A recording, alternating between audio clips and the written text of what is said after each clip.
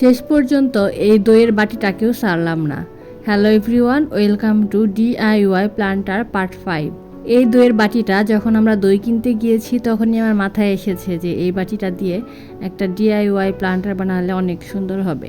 তো বাটিটাতে কি করব ভেবে পাচ্ছিলাম না। পরে ভাবলাম যে বাটিতে ব্ল্যাক কালার বেস কালার করে কাঠগোলাপ আর্ট করি।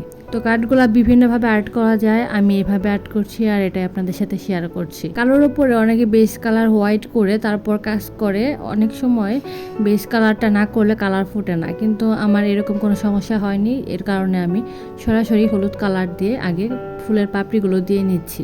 এখানে কাঠগোলাপ অনেকে বলেন আপনারা আঁকতে পারেন না বা সুন্দর হয় না। খুব ইজি কিন্তু কাঠগোলাপ আর্ট করা। আজকে আপনাদের একদম সহজ উপায়ে কাঠগোলাপ আর্ট করা দেখাবো। দেখতে পারলেন 5 পাপড়ির একটা ফুল আর্ট করে নিলাম। এরপর কিন্তু সাদা কালার দিয়ে আমি সাইডে কাঠগোলাপের যে শেডটা আছে সেই শেডটা দিচ্ছি। আর এই শেডটা দেওয়া কিন্তু একদম সহজ। সেন্টার নির্বাচন করে চারপাশ দিয়ে পাপড়ির মতো দিয়ে দিলেই কিন্তু হয়ে যায়। আর এখানে অনেক শেডিং করা যেত, কিন্তু ইদানিং শেডিং করতে খুব একটা ভালো লাগে না, আর এত ধৈর্যও কলায় না এত টাইম বসে থেকে পেন্টিং করার।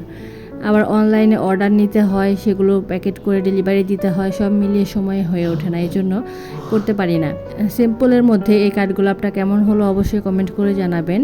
আর বাটিটাতে সবগুলো কাঠগোলাপ এভাবে আর্ট করে নেওয়ার পর আমি এটাকে 2 ঘন্টার মতো রোদে শুকিয়ে নিয়েছি। কারণ মাটির উপরে পেন্টিং করলে এটা ভালো মতো শুকাতে হয়, না শুকালে এটা পরবর্তীতে ফাঙ্গাস পড়ে যায়। এই জন্য ভালো করে কড়া রোদ্রে শুকিয়ে এরপর মাটি দিয়ে আমি ফুল গাছ বুনে নিচ্ছি।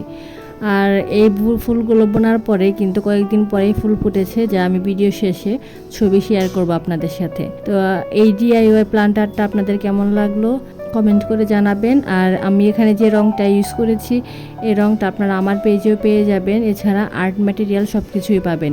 অর্ডার করতে পেজটা ঘুরে আসুন। টাটা।